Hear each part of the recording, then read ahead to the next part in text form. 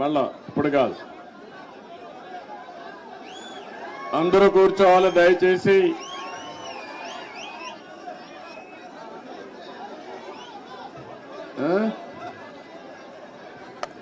రమ్మని చెప్పండి. రామనాథం గారు, బక్కన్ గారు, ఈ వేదిక మీద ఆహ్వానితులు కాని వారు దిగవలసిందిగా విజ్ఞప్తి చేస్తున్నాను.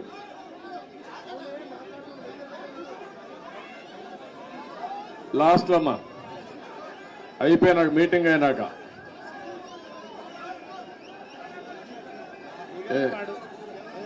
రాగలుగుతారా లేదా? నర్సిరెడ్డి రాలేకపోతే నేను మాట్లాడతాను. ఓకే,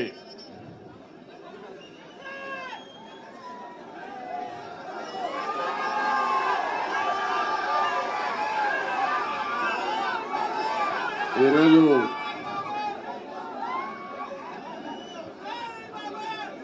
మొట్టమొదటిసారిగా 4వసారి ముఖ్యమంత్రిగా ప్రమాణ స్వీకారం చేసిన తర్వాత హైదరాబాద్కు వచ్చాను. ఎన్టీఆర్ ట్రస్ట్ బిల్డింగ్కి వచ్చాను. నా ఆత్మీయులందరినీ ఒకసారి కలిసి అభినందనలు తెలియజేయాలి, కృతజ్ఞత తెలియజేయాలి అనే ఉద్దేశం దగ్గరకు వచ్చినప్పుడు మీరు చూపించే అభిమానం చూస్తా ఉంటే నాకెంతో ఆనందం, నాకొక ఉత్సాహాన్ని కూడా మిమ్మల్ని చూస్తా ఉంటే ఇంకా ఎక్కువ చేయాలనే ఉత్సాహం వస్తా ఉంది. వేదిక పైన వేదిక ముందర ఉన్నటువంటి నాకు ప్రాణ సమానమైన తెలుగుదేశం పార్టీ కుటుంబ సభ్యులందరికీ పేరు పేరున మనస్ఫూర్తిగా నమస్కారాలు, అభినందనలు. ఈరోజు ఇక్కడ మొన్న ఎలక్షన్ లో కూడా మనం పోటీ చేయలేదు, కానీ కార్యకర్తలు చూస్తే ఎక్కడి నుంచి వచ్చారో నాకు తెలియదు, కానీ ఇంత పెద్ద ఎత్తున రాగలిగారంటే అది తెలుగుదేశం పార్టీ బలం. నేను వచ్చింది మీ అందరికి కూడా, మీరందరూ ప్రత్యక్షంగా పరోక్షంగా నా గెలుపు కోసం పనిచేశారు ఆంధ్రప్రదేశ్లో. అలాంటి మీ అందరికి కూడా ధన్యవాదాలు, కృతజ్ఞతలు.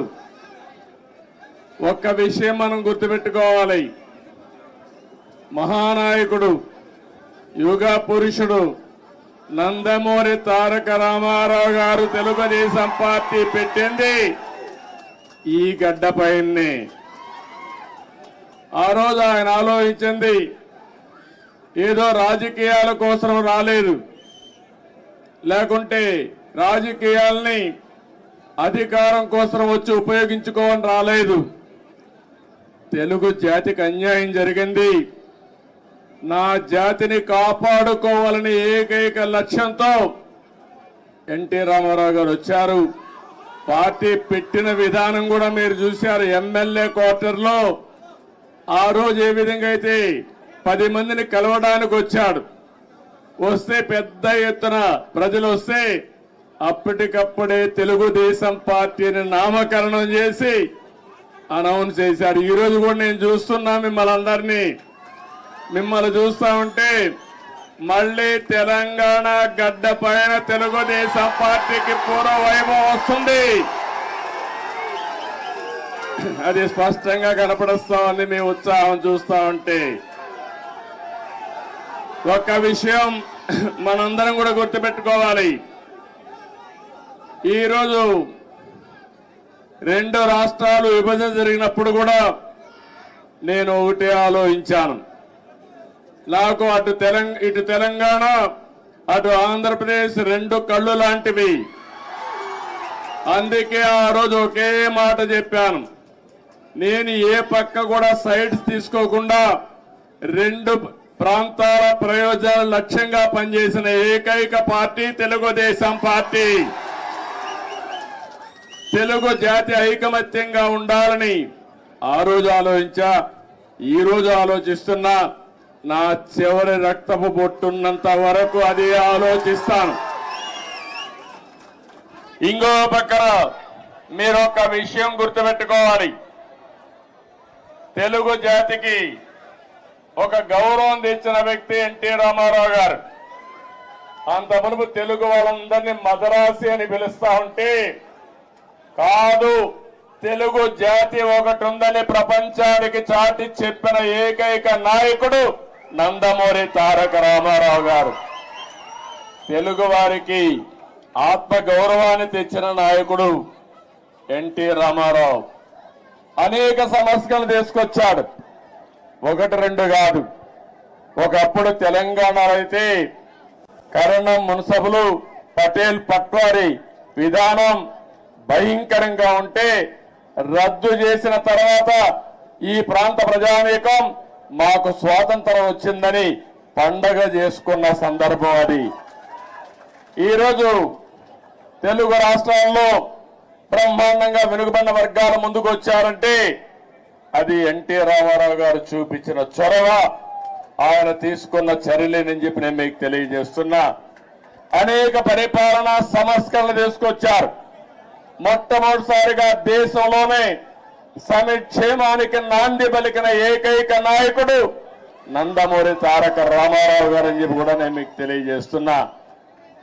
ఆ తర్వాత ఈరోజు మనం పార్టీలో చూస్తా ఉంటే ఎక్కడ చూసినా 20 ఏళ్ళయింది అధికారం పోయి 2004, ఈరోజు 2024. అధికారం పోయిందే గాని మీలో పట్టుదల తగ్గలేదని చెప్పి నేను మీకు తెలియజేస్తున్నా. రోజు రోజుకు అభిమానం పెరుగుతా ఉంది. కొంతమంది నాయకులు పోయారు కానీ కార్యకర్తలు మాత్రం పోలేదు.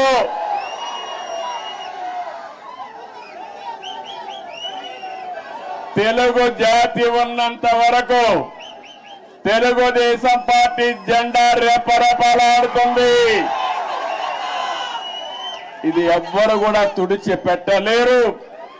ఏ విధంగా అయితే నందమూరి తారక రామారావు గారు తెలుగు జాతి ఉన్నంత వరకు తెలుగు వారి గుండెల్లో ఉంటారో, అదే విధంగా తెలుగు జాతి ఉన్నంత వరకు పసుపు జెండా ఎగరతానే ఉంటుంది.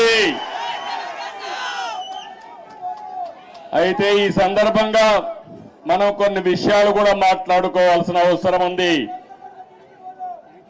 ఈరోజు మనం చూస్తే తెలుగు జాతి కూడా అనేక సంక్షోభాలు ఎదుర్కొంది.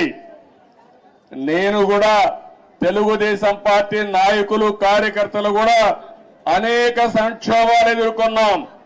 కానీ ప్రతి ఒక్క సంక్షోభాన్ని ఒక అవకాశంగా మలుచుకుని తిరుగులేని శక్తిగా తెలుగుదేశం పార్టీ ఎదుగుతూనే వచ్చింది. భవిష్యత్తులో కూడా ముందుకు పోతాదని చెప్పి నేను మీకు తెలియజేస్తున్నా. నన్ను జైల్లో పెట్టారు ఏ కారణం లేకుండా. కానీ ఆ రోజు హైదరాబాద్ లో మీరు చూపించిన చొరవ నా జీవితంలో ఎప్పుడూ మర్చిపోలేను.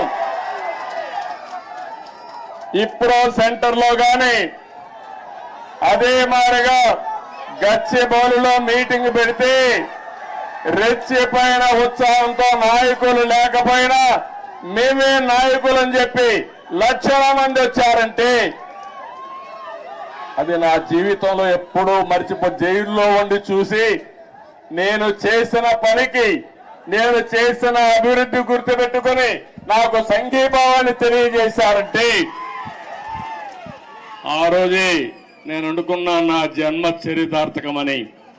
ఇక్కడే కాదు, ప్రపంచం మొత్తం అన్ని 70-80 దేశాలు, ఆ దేశాల పేర్లు కూడా నాకు తెలియవు. కానీ తెలుగు వారు అక్కడికి వెళ్ళి 53 రోజులు రోడ్డెక్కి నిరసనలు తెలియజేశారు. ఇది మరిచిపోలేని అనుభవం అని చెప్పి నేను మీకు తెలియజేస్తున్నా. ఈ సందర్భంగా మనందరం ఒకటే గుర్తుపెట్టుకోవాలి. ఈరోజు రాష్ట్రంలో తెలుగు జాతి ఎన్టీ రామారావు గారిని ఎప్పుడూ మరిచిపోలేరు. అదే సమయంలో ఈ దేశానికి ఒక దిశ చూపించిన వ్యక్తి పివి నరసింహారావు గారు అని చెప్పి కూడా నేను మీకు తెలియజేస్తున్నా. ఆర్థిక సంస్కరణలు 1991లో పివి నరసింహారావు గారు మొట్టమొదటిసారిగా అమలు చేశారు. అప్పటి నుంచి ఈ దేశంలో సంపద సృష్టించడం సులభమైంది. అలాంటి ఇద్దరు నాయకులు ఈ గడ్డ మీద పుట్టడం తెలుగు వారి అదృష్టం అని చెప్పి మరొకసారి తెలియజేస్తున్నా. ఎంతో మంది నాయకులు పోరాడారు, ఎన్నో త్యాగాలు చేశారు. కానీ ఇటీవల కాలంలో ఈ ఇద్దరు నాయకుల యొక్క సమాజం హితం కోసం చేసిన పనులు మనం ఎప్పుడు మర్చిపోలేమని చెప్పి తెలియజేసుకుంటున్నాను. ఇంకో పక్క రాజకీయం అంటే సొంత వ్యాపారాలు చేసుకోవడం కాదు, భావోద్వేగాలు రెచ్చగొట్టడం కాదు, ప్రజల జీవితాల్లో వెలుగు చూపించగలిగింది నిజమైన రాజకీయం అని చెప్పి కూడా నేను మీకు తెలియజేస్తున్నా. మీరు ఒక్కసారి ఆలోచిస్తే తెలుగుదేశం ముందు, తెలుగుదేశం తర్వాత తెలుగు వారి చరిత్ర రాయాలంటే చాలా సులభంగా రాసే అవకాశం ఉంటుంది. ఇప్పుడు హైదరాబాద్ని మీరు చూస్తున్నారు. 95 ముందు ఒక్కసారి మీరు ఆలోచించుకోండి. జూబ్లీ హిల్స్ ఇదే డెడ్ ఎండ్. అప్పుడు ఇప్పుడు చాలా మంది మిత్రులు పత్రికా విలేకరులు వచ్చారు. వీళ్ళందరూ కూడా ఎంతో ఉత్సాహంగా నాకు స్వాగతం పలికారు. ఆ రోజటి నుంచి ఈ రోజటి నుంచి ప్రత్యక్ష సాక్షులు రాయడానికి పత్రికా విలేకరులందరూ. ఆ రోజు నేను ఒకటే ఆలోచించాను, తెలుగు వాడికి సత్తా ఉంది, అభివృద్ధి చేసి చూపిస్తామని మొట్టమొదటిసారిగా హైటెక్ సిటీతో ప్రారంభించి నిన్న కూడా ఫ్లైట్ లో వస్తా ఉంటే చూశాను హైటెక్ సిటీని. ఎంత ఆనందం కలిగిందంటే ఒక్క హైటెక్ సిటీతో ప్రారంభించిన అభివృద్ధి ఈరోజు తెలంగాణ, హైదరాబాద్ భారతదేశంలో నెంబర్ 1 అయిందంటే అది తెలుగుదేశం పార్టీ ఆ రోజు చేసిన కృషి, చూపించిన చొరవ. ఏ రాజకీయ నాయకుడికైనా, ఏ పార్టీకైనా దీనికంటే కూడా ఏ తృప్తి ఉండదని చెప్పి నేను మీకు తెలియజేస్తున్నా. ఆ రోజు చాలా మంది అన్నారు ఔటర్ రింగ్ రోడ్డు 8 లేనేస్తానన్నాను. ఇప్పుడు మీరందరూ కూడా మర్చిపోవచ్చు, కొంతమంది గుర్తుండకపోవచ్చు.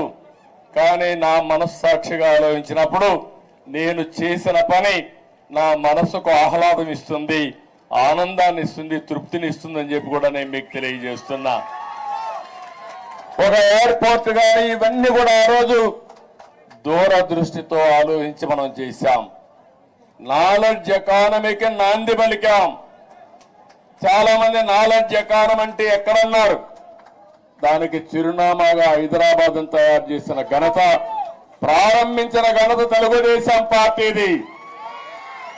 అదే సమయంలో ఆ తర్వాత వచ్చిన అన్ని రాజకీయ పార్టీలను అభినందిస్తున్నా. కాంగ్రెస్ పార్టీని ఆ తర్వాత 10 ఏళ్లున్నారు, 3 ముఖ్యమంత్రులు వచ్చారు, ఎవరు కూడా చెడగొట్టల. తర్వాత టీఆర్ఎస్ వచ్చింది, 10 ఏళ్లున్నారు, వాళ్ళు కూడా చెడగొట్టల. ఇప్పుడు మళ్ళా కాంగ్రెస్ వచ్చింది, రేవంత్ రెడ్డి గారు ముఖ్యమంత్రి అయ్యారు, మళ్ళా అభివృద్ధిని ముందుకు తీసుకుపోతున్నారు.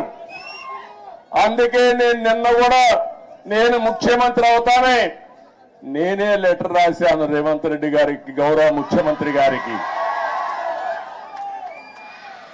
2 రాష్ట్రాల మధ్య కొన్ని సమస్యలు ఉన్నాయి, ఈ సమస్యల్ని పరిష్కారం చేద్దాం, నేను వచ్చి మిమ్మల్ని కలుస్తానని నేనే చొరవ తీసుకున్నాను.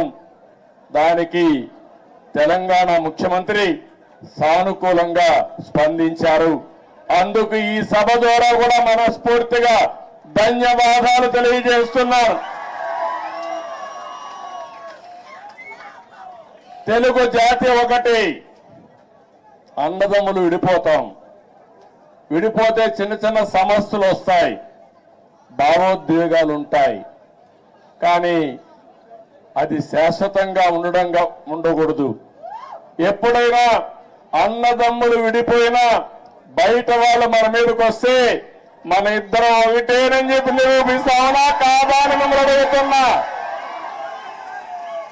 ఆ ఐకమత్యం ఇక్కడ ఉండాల్సిన అవసరం ఉంది. మన జాతి ఒకటి, తెలుగు జాతి.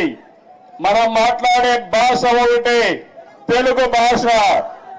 భాషను కాపాడుకోవాలి, జాతి ప్రయోజనాలు పరిరక్షించుకోవాలి. రెండు రాష్ట్రాలు కూడా బాగుపడాలి, ముందుకెళ్ళాలి. అదే తెలుగుదేశం పార్టీ ధ్యేయం కూడా. అవునా కాదా మీరే ఆలోచించుకోవాల్సిన అవసరం ఉంది.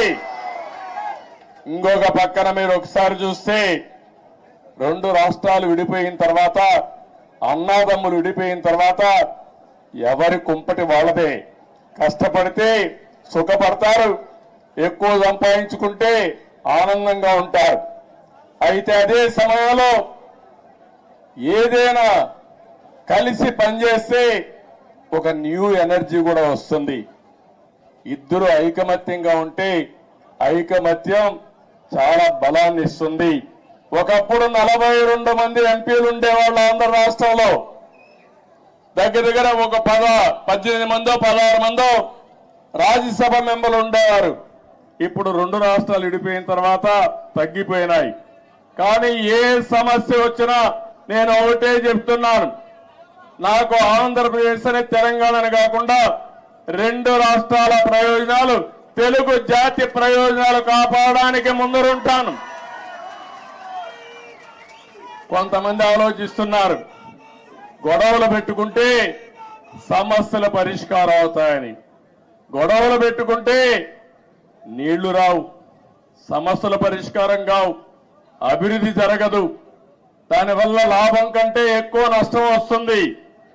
ఆ విధంగా కాకుండా ఎక్కడికక్కడ సానుకూలంగా చర్చల ద్వారా ఏదైనా సమస్యలుంటే పరిష్కారం చేసుకుని ముందుకు పోవడంలో రెండు రాష్ట్రాలు కూడా ముందుకు పోవాల్సిన అవసరం ఉంది.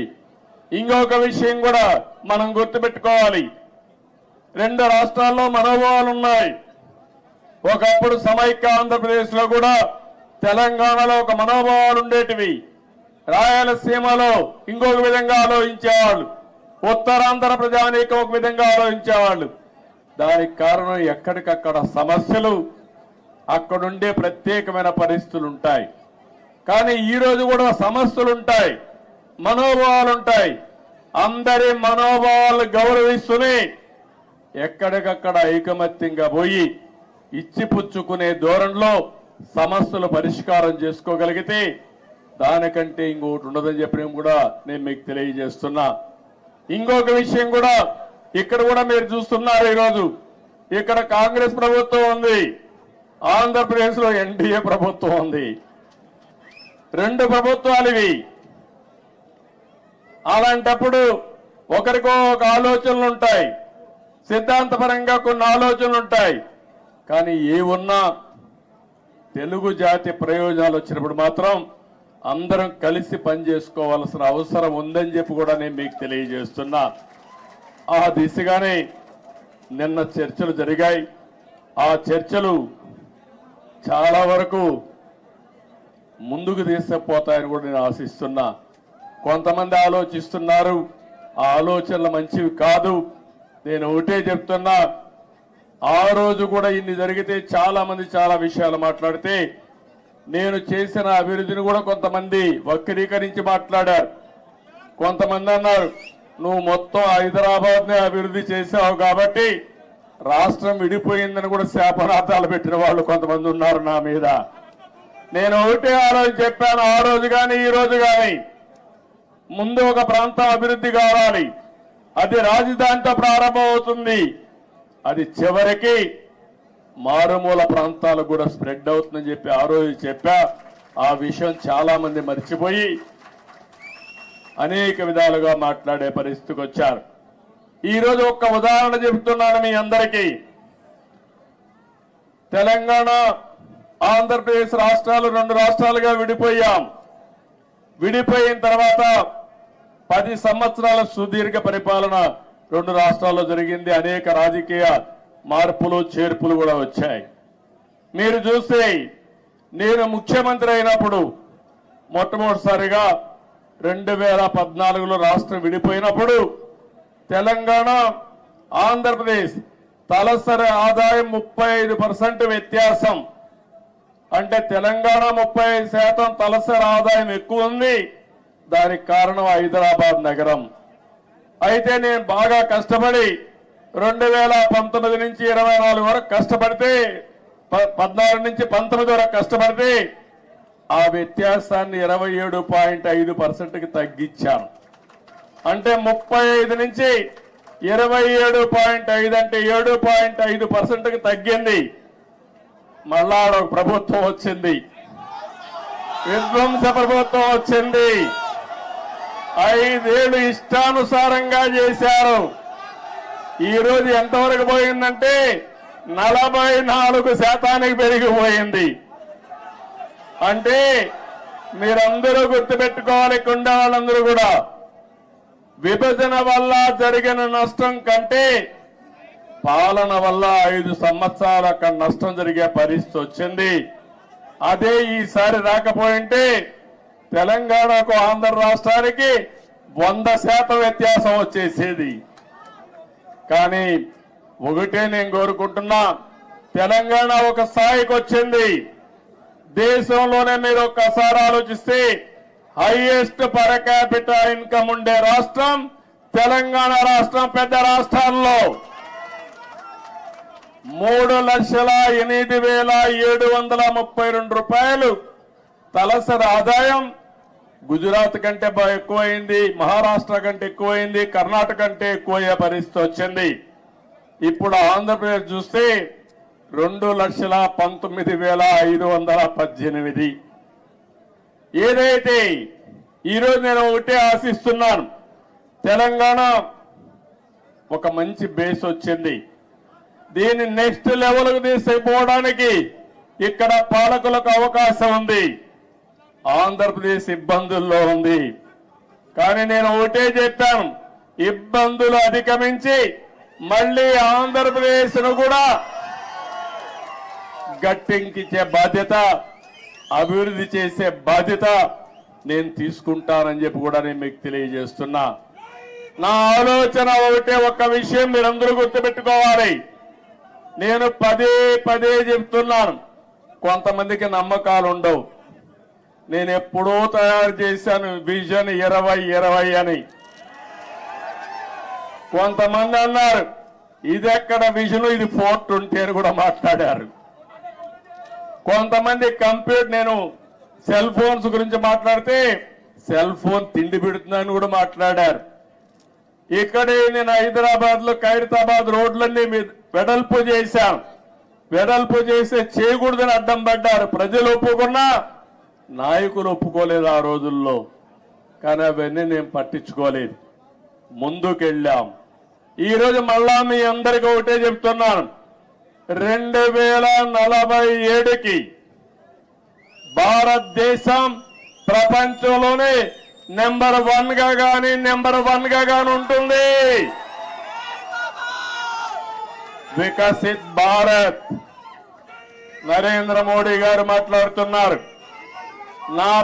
నేను ఆలోచించేది, ఈ వికసిత్ భారత్ లో నెంబర్ 1 కమ్యూనిటీ ఏదంటే తెలంగాణ, ఆంధ్ర రాష్ట్రంలో ఉండే తెలుగు జాతి ఉండాలి. ప్రపంచంలో భారతీయులు నెంబర్ 1 గా ఉంటారు. అందులో 35% తెలుగు వాడు ఉండాలని నేను ఆలోచిస్తున్నా. ఒకప్పుడు చాలా మంది అన్నారు ఎట్ట సాధ్యం అన్నారు. హైటెక్ సిటీ కట్టినప్పుడు కంప్యూటర్ తిండి పెడుతుందని మాట్లాడిన వాళ్ళు ఇప్పుడు వాళ్ళకి తిండి కూడా వాళ్ళ పిల్లలు నేను పెట్టిన ఐటీ ద్వారా సంపాదించిన డబ్బుల ద్వారానే పెడుతున్నారు. అందుకని ఈరోజు నేను మిమ్మల్ని కోరేది, నిన్నే మీరు చూశారు, నేను ఎప్పుడు కూడా తెలుగు వారిని ఒక గ్లోబల్ సిటిజన్స్ గా తయారు చేయాలనుకున్నాను. ఆ రోజు ఇక్కడ హైదరాబాద్ లో పనిచేస్తా ఉంటే, పనిచేసే రోజుల్లో నేను చెప్పేవాడిని, మీరు జాబ్ వర్క్ చేస్తున్నారు, అమెరికాలో డేటా పంపిస్తే డేటా ఎంట్రీ చేయడానికి పరిమితం అవుతున్నారు. ఒక్కొక్కసారి అమెరికాలో వేరే దేశాల్లో ఇంగ్లీష్ మాట్లాడే విధానం మన వాళ్ళకి అర్థమయ్యేది కాదు. మన వాళ్ళు ఇంగ్లీష్ చెప్తే వాళ్ళకి అర్థమయ్యేది కాదు. అప్పుడే బ్రిటన్ నుంచి లెక్చరర్స్ తీసుకొచ్చి ప్రత్యేకమైన ట్రైనింగ్ ఇప్పించి ప్రొనౌన్సియేషన్ ఇవన్నీ నేర్పించారంటే అది నాకున్న పట్టుదల ఆ రోజుట్లోనే. అక్కడి నుంచి ఒక మాట చెప్పాను, మీరు ఉద్యోగం చేస్తున్న ఇప్పుడు జాబ్ వర్క్ చేస్తున్నారు, అది కాదు ప్రోడక్ట్లు తయారు చేయాలి, ఐటీలు ఆ రోజు చెప్పాను. అప్పుడు ఆ ఆలోచన కొద్దిగా వచ్చారు. ఇంకో పక్క నేను ఒక మాట చెప్పాను, మీరు ఉద్యోగాలు చేయడం కాదు, మీరు ఉద్యోగాలు ఇచ్చే పరిస్థితి రావాలని చెప్పాను. ఈరోజు తెలుగు జాతి ఉద్యోగ కల్పన, ఉద్యోగాలు ఇచ్చే పరిస్థితి ఉంది. ఇక్కడే కాదు, ప్రపంచం మొత్తం కూడా కంపెనీలు పెట్టి ఉద్యోగాలు ఇస్తున్నారు. అందుకని ఆ రోజు నేను చెప్పింది గ్లోబల్ సిటిజన్స్ గా ఉండాలని చెప్పాను. ఈ రోజు చెప్తున్నాను, తెలుగు జాతి గ్లోబల్ లీడర్స్ గా ఉండాలి. అన్ని రంగాల్లో మీరు నెంబర్ 1 గా ఉండాలి. కార్పొరేట్ గవర్నెన్స్ లో అదే మరిగా పబ్లిక్ గవర్నెన్స్ లో కూడా నెంబర్ 1 గా ఉండాలి. నిన్న మీరు చూశారు, మొన్నటి వరకు బ్రిటన్ పరిపాలించినటువంటి వ్యక్తి మన దేశీయుడే, సునాయక్ ఉన్నాడు. ఆయన ఇప్పుడు ఆయన ఓడిపోయాడు ఆ పార్టీలో. కానీ 25 మంది పార్లమెంట్ మెంబర్లు భారతీయ సంతతి అంటే ఇండియన్స్ అయ్యారంటే అది ఇండియన్స్ యొక్క శక్తి, సామర్థ్యం అని మీ అందరికీ విజ్ఞప్తి చేస్తున్నా. ఇలాంటివన్నీ జరుగుతుంటే నా ఆలోచన ఒకటే, మనమందరికీ తెలివితేటలున్నాయి. ప్రపంచంలో అందరికంటే కూడా ఆమోదయోగ్యమైన వ్యక్తులు భారతీయులు. అందులో అగ్రస్థానంలో ఉండే వ్యక్తులు తెలుగు జాతి. ఇది మనం అందరం కూడా, అందుకే నేను చెప్తున్నా, సేవ ఒకప్పుడు 75 సంవత్సరాలకు ముందు బ్రిటిష్ వాళ్ళు వచ్చి మనల వారి పరిపాలించారు. వాణిజ్య కార్యక్రమాలకు వచ్చారు, వ్యాపార నిమిత్తం వచ్చారు, తర్వాత పాలకులుగా మారారు. మనకు అలాంటి ఆలోచనలు లేవు. కానీ ప్రపంచానికి సేవ చేసే అవకాశం భారతీయులకు ఉంది. సర్వీస్ ద్వారా, కంపెనీల్లో పనిచేసే ద్వారా, లేకపోతే రాజకీయాల్లో కూడా ప్రజలకు సేవ చేసే అవకాశం మన వాళ్ళకు ఉంది. దానికి కారణం ఎక్కువ యంగ్స్టర్స్ ఉన్నారు, టెక్నాలజీ బాగా నేర్చుకున్నారు, మంచి నాయకత్వాన్ని ఇస్తున్నారు. ఇవన్నీ కూడా ప్రోత్సహించి 2047కి ప్రపంచంలో 30% అగ్రస్థానంలో తెలుగు జాతి ఉండాలి. దానికోసం నేను పనిచేస్తా. నాకు తెలంగాణ అని, ఆంధ్ర అని కాదు, తెలుగు వారి అభివృద్ధి కోసం నిరంతరం పనిచేస్తారని మరొక్కసారి మీ అందరికీ తెలియజేస్తున్నా. నాకు ఈ జాతి అన్ని ఇచ్చింది. ఏ నాయకుడికి ఇవ్వని గౌరవం నాకు ఇచ్చింది. 9.5 సంవత్సరాలు ముఖ్యమంత్రి. ఈ యొక్క స్వాతంత్రం వచ్చిన తర్వాత, రాష్ట్రం ఏర్పడిన తర్వాత సమైక్య ఆంధ్రప్రదేశ్ లో కూడా 9.5 సంవత్సరాలు ఎవరూ లేరు.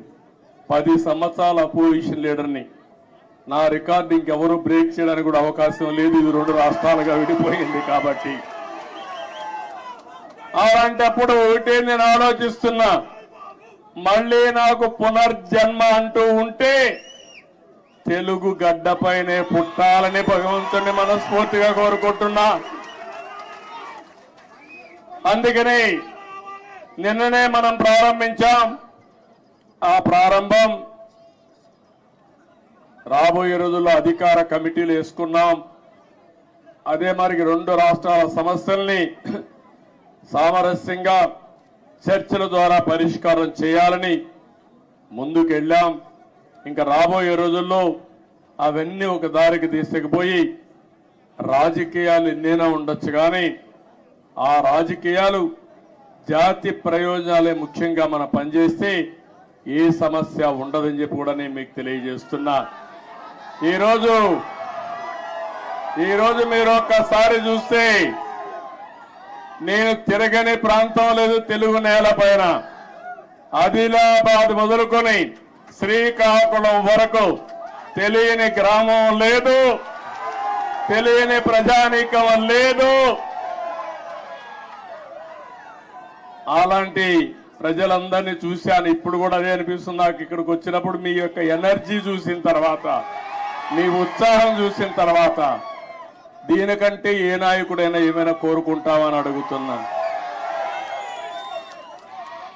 మీరు నాకు అధికారాన్ని ఇచ్చారు, తిరిగి నేను సేవాభావంతో అనేక కార్యక్రమాలు చేశా. అది నా జీవితంలో దానికంటే ఇంకేం కోరుకునేది లేదు. కానీ నేను ఒకటే చెప్తాను, నా జీవితం ఉన్నంత వరకు, చివరి రక్తపు బొట్టు ఉన్నంత వరకు ప్రజలకు ఏం చేయాలో అవన్నీ చేస్తానే ఉంటాను. ఇప్పుడు నేను ఆలోచించే విధానం మీరు చూస్తే రాబోయే 30 ఏళ్లలో ఏం జరుగుతుందో ఇప్పుడే ఊహించి దానికి ఒక విజన్ తయారు చేసుకుని ముందుకు పోవాలనేది నా మనస్తత్వం. అందుకే ఈ సందర్భంగా నేను మిమ్మల్ని అందరినీ ఒకటే కోరుతున్నా. మీ తెలంగాణలో మా తమ్ముడు ఇప్పుడే చెప్తున్నాడు, మొన్న ఆంధ్రప్రదేశ్ లో ఎన్నికలు వచ్చాయి. ఎన్నికలు వస్తే నేను వినూత్నంగా ఆలోచించాను. ఈసారి అందరినీ సీనియర్స్ నే కాకుండా యంగ్స్టర్స్ తీసుకొచ్చాను, రీస్ట్రక్చరింగ్ ప్రారంభించాను. యువకుల్ని, ఉత్సాహవంతుల్ని, చదువుకున్న వాళ్ళని సామాజిక న్యాయమే ధ్యేయంగా పెట్టుకుని అందరినీ మంచి వ్యక్తులు తీసుకొచ్చాను. ఆ యొక్క ఇది మీరు చూస్తే బ్రహ్మాండంగా ప్రజలు కూడా బ్రహ్మరథం పట్టారు. తెలుగుదేశం చరిత్రలో ఇంత పెద్ద విజయాన్ని నేను ఎప్పుడూ చూడలేదు.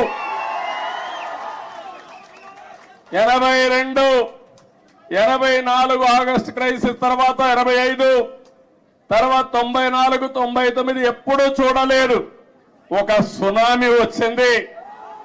ఆ సునామీకి ఎక్కడికక్కడ అందరూ కూడా కొట్టుకుపోయే పరిస్థితికి వచ్చారు.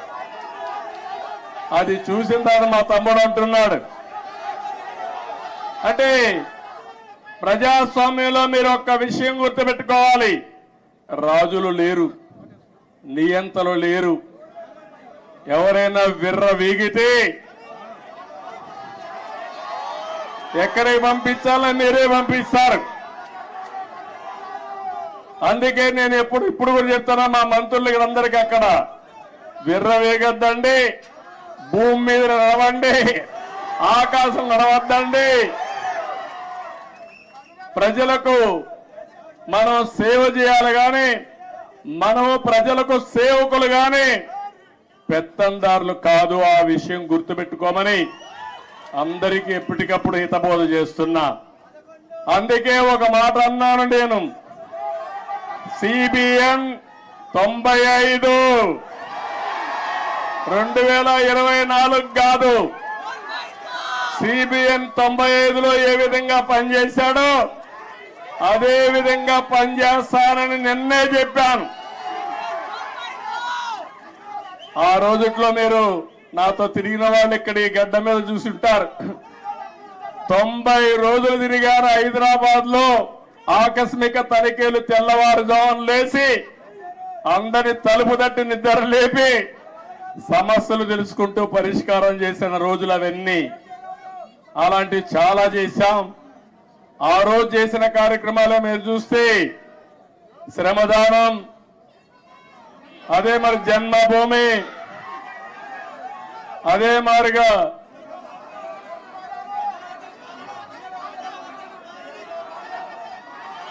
ఒకటి రెండు కాదు, నేను చేసిన ప్రోగ్రాలు మీరే ఎక్కువగా మాట్లాడుతున్నారు. ఆ రోజు పరిపాలన ఒక ఉద్యమ స్ఫూర్తితో తీసుకుపోయిన అవునా కాదా అని అడుగుతున్నా. కొత్త కొత్త ఆలోచనలు చేశాం. ఆ ఆలోచనల్ని ఎక్కడికక్కడ అమలు చేశాం. నన్ను అడిగారు, నేను సైబరాబాద్ అంటే కొంతమంది నన్ను ఎగతాళి చేశారు, ఏంటిది కొత్త విషయం మాట్లాడుతున్నామని. ఆ రోజు సికింద్రాబాద్, హైదరాబాద్ ఉంది. నేను ఆలోచించాను ఏ పేరు బాగుంటుందని. సరైన నేమం ఇన్ఫర్మేషన్ టెక్నాలజీ వచ్చింది, సైబరాబాద్ అని పేరు పెడదామని పెట్టి కడాన అమెరికా అధ్యక్షుడు బిల్ క్లింటన్ పిలిపించినప్పుడు నామకరణం చేశాం. మన టెక్నాలజీ ఆయన చూసి ఆ రోజుల్లోనే ఆశ్చర్యపోయాడు, ఒక హైదరాబాద్ లో టెక్నాలజీ ఇంత అడాప్ట్ చేసుకున్నారని. అది నా స్వార్థం కోసమో కొంతమంది స్వార్థం కోసం కాదు, జాతి ప్రయోజనాల కోసం మనం చేయడం జరిగింది. ఇక్కడుండే నాయకులందరికీ మీ అందరికీ ఒకటే చెప్తున్నాను, 20 ఏళ్లుగా అపోజిషన్ లో ఉన్నాం. తెలంగాణలో కూడా తెలుగుదేశం పార్టీ ఉండాలనా లేదా అని మిమ్మల్ని అడుగుతున్నా.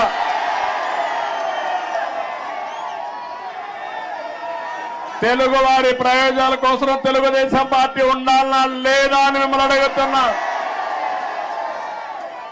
తెలంగాణ గడ్డ పైన పుట్టిన పార్టీ ఉండాలనా లేదా అని అడుగుతున్నా. తప్పకుండా ఇక్కడ పార్టీ కోసం పనిచేసిన కార్యకర్తలు ఉన్నారు. తొందరలోనే పార్టీని రీస్ట్రక్చరింగ్ చేస్తాం. మళ్ళా యువకుల్ని ప్రోత్సహిస్తాం, యువ రక్తాన్ని ఎక్కిస్తాం, చదువుకున్న వ్యక్తులందరినీ కూడా తీసుకొస్తాం. నేను ముందే విధంగా అయితే ఆలోచించానో ఇప్పుడు టెక్నాలజీ కూడా వచ్చింది కాబట్టి ఆంధ్రప్రదేశ్ ఒక విధానం, తెలంగాణ ఇంకొక విధానంతో ఆలోచించి ప్రత్యేకమైన శ్రద్ధ పెట్టి ఒక మంచి పార్టీని అభివృద్ధి చేద్దాం. ఇక్కడ తెలుగుదేశం పార్టీకి ఒక ప్రత్యేకత ఉంది. అధికారం ఉన్నా ప్రతిపక్షంలో ఉన్నా ఎప్పుడూ ప్రజాపక్షంలోనే మనం ఉంటాం. ఈరోజు ఎన్టీఆర్ ట్రస్ట్ బిల్డింగ్ ఇది. మీరు పక్కన చూస్తే బ్లడ్ బ్యాంక్ ఉంది.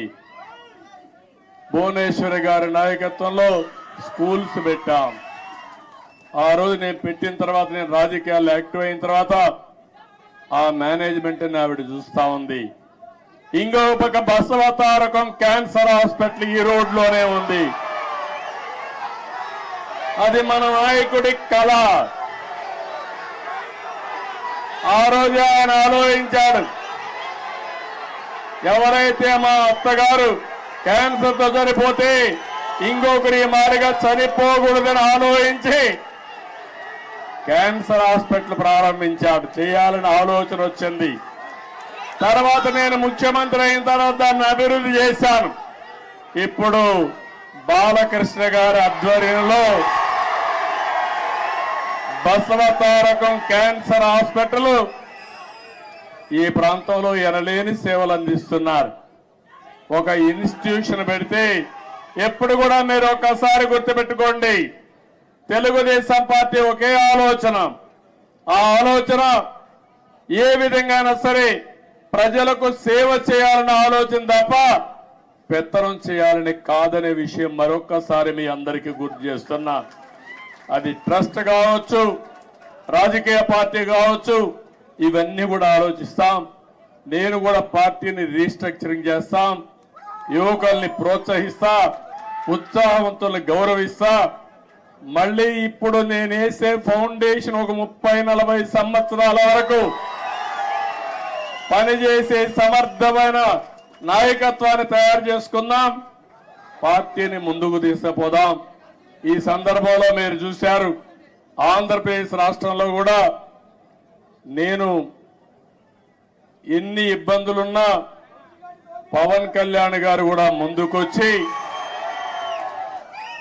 ప్రభుత్వం వ్యతిరేక ఓటు చీలకూడదు, అందరం కలిసి ఒకటిగా ఉందామని నాంది పలికి నేను జైల్లో ఉన్నప్పుడు బేషరత్తుగా వచ్చి తెలుగుదేశం పార్టీతో పొత్తు పెట్టుకుంటామని చెప్పి పొత్తు పెట్టుకున్న వ్యక్తి పవన్ కళ్యాణ్ గారు అని చెప్పి కూడా నేను మీకు తెలియజేస్తున్నా. ఆ తర్వాత బీజేపీ కూడా ముందుకొచ్చి ముగ్గురం కలవాలి, ఆ రాష్ట్రాన్ని పునర్నిర్మాణం చేయాలని చెప్పి ఆలోచించాం. ఇవన్నీ కలయికలు బాగా పనిచేశాయి. అన్నింటికంటే యువగళం బాగా క్లిక్ అయింది. నిజం గెలవాలి కూడా బాగా మహిళల్లోకి వెళ్ళింది. ఒకటి కాదు, అన్ని కార్యక్రమాలు కూడా 1 by 1 బ్రహ్మాండంగా పనిచేశాయి. కడాల నేను ఒక మాట చెప్పాలి, తెలంగాణ నుంచి ఎన్నికల ముందు రోజైతే 60-70 ట్రైన్లు వచ్చాయి. మామూలు కాదు, ఒక్కొక్క ట్రైన్ ఫుల్ గా వచ్చారు. ఏసీ ట్రైన్ లో పట్టరాని విధంగా మనుషులందరి దగ్గర ఒకసారి ఏసీ గాని ఆఫ్ అయిపోతే సఫకేషన్ వస్తే ఏమవుతుందో తెలియదు. అది కూడా పట్టించుకోకుండా ఎట్టి పరిస్థితుల్లో మేము ఓటు వేయాలని ఊరు ఊరు కదిలొచ్చారు. కొంతమంది ఇక్కడ ఈ ప్రాంతం నుంచి పేదవాళ్ళు, చిన్న చిన్న పనులు చేసుకునేవాళ్ళు, వంట తయారు చేసుకుని క్యారియర్ పట్టుకొని వచ్చి ఓటేసి మళ్ళా తిరిగి వచ్చారంటే ఏ విధంగా వాళ్ళు రుణం తీర్చుకోవాలో నాకైతే అర్థం కావడం లేదు. చాలా మంది ఎన్ఆర్ఐలు అమెరికా నుంచి, ఆస్ట్రేలియా నుంచి, ఆఫ్రికా నుంచి, వివిధ దేశాల నుంచి లక్షల రూపాయలు ఖర్చు పెట్టుకుని ఒక ఓటేసిపోయారంటే, కొన్ని నెలలు ఇక్కడే ఉండి గ్రామాల్లో తిరిగి పనిచేశారంటే వాళ్ళందరి రుణం తీర్చుకోవాల్సిన అవసరం ఉంది.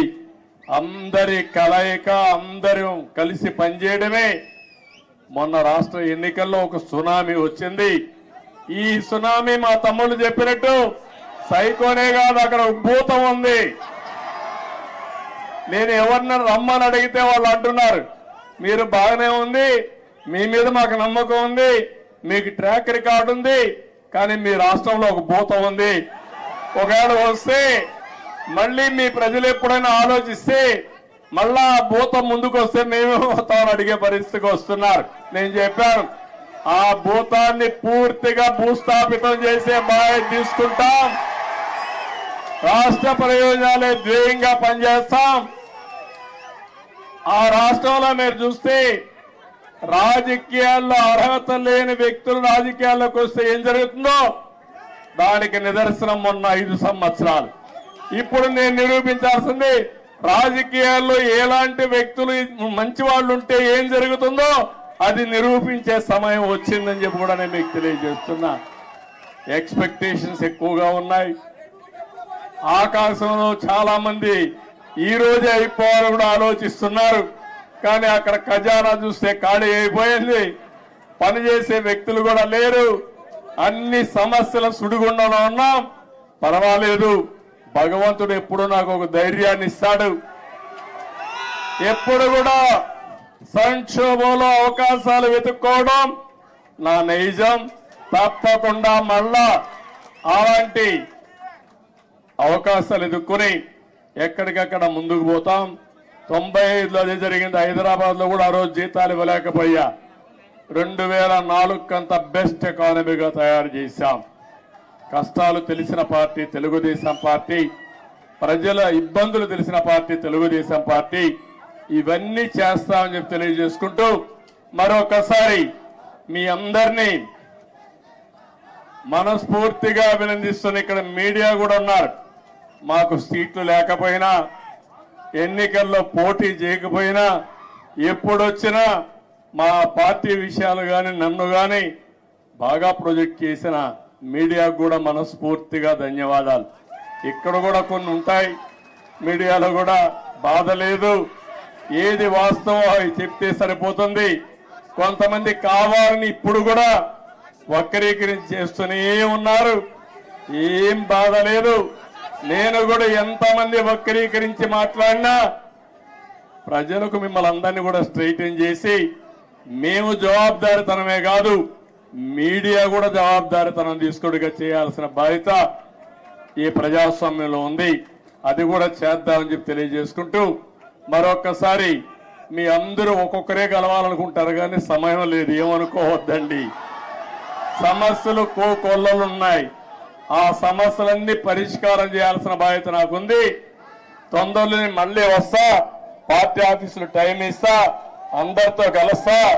ముందు అక్కడ సెట్ చేసి మళ్ళా మీ దగ్గరకు వచ్చి ఎప్పటికప్పుడు మీకు అందుబాటులో కూడా ఉంటానని చెప్పి తెలియజేసుకుంటూ మరొక్కసారి ఈ రోజు మీ ఉత్సాహం చూశాను, అభిమానం చూశాను. నా జీవితంలో ఎప్పుడూ మర్చిపోలేను. ఇవన్నీ ఒక్కొక్క నాయకుడికి ఒక్కొక్క సమయంలో మధుర స్మృతులుగా జ్ఞాపకం ఉంటాయి. నేను ఎవరిని ఈరోజు రమ్మని కూడా పిలవలేదు, కానీ ఈ పార్టీకి ఇక్కడికి వచ్చి 10 మందికి ధన్యవాదాలు తెలియచేయాలనే ఉద్దేశంతో వచ్చా. ఆ సందర్భంగా ఇంత పెద్ద ఎత్తున వచ్చారు. మీ అందరికీ పేరు పేరున మనస్ఫూర్తిగా కూడా శిరస్సు వంచిన నమస్కారాలు తెలియజేసుకుంటూ మీకే కాకుండా తెలంగాణ మారుమూల ప్రాంతాల్లో ఉండే తెలుగుదేశం పార్టీ శ్రేయోభిలాషులందరికీ మనస్ఫూర్తిగా అభినందనలు, ధన్యవాదాలు తెలియజేసుకుంటూ అందరికీ నమస్కారాలు. జై హింద్, జై తెలుగుదేశం, జై తెలంగాణ. తెలుగుదేశం పార్టీకి చంద్రబాబు నాయుడుతో దూరం చేయాలని కొన్ని పార్టీలు ప్రయత్నం చేసినా గుండె నిండా బాబు గారితో 20 సంవత్సరాలు మమేకమై ఉన్న ప్రతి కార్యకర్త గుండెల్లో ఉన్న మీకు ఎప్పటికీ ఈ గడ్డ రుణపడి ఉంటుందని విజ్ఞప్తి చేస్తూ ఇప్పుడు